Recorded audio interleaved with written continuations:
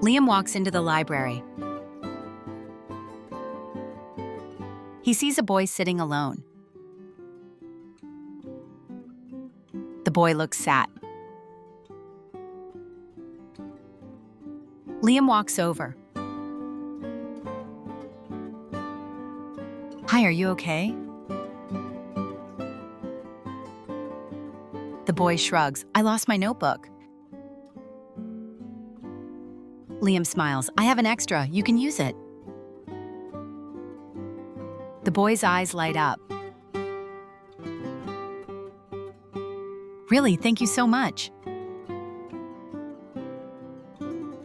Liam nods. "No problem."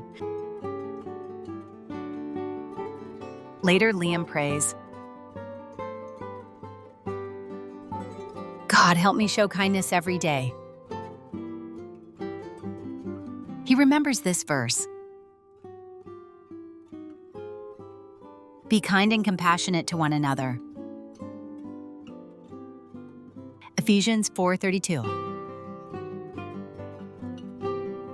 Kindness doesn't need to be big. Even small acts can bless others. And God sees them all.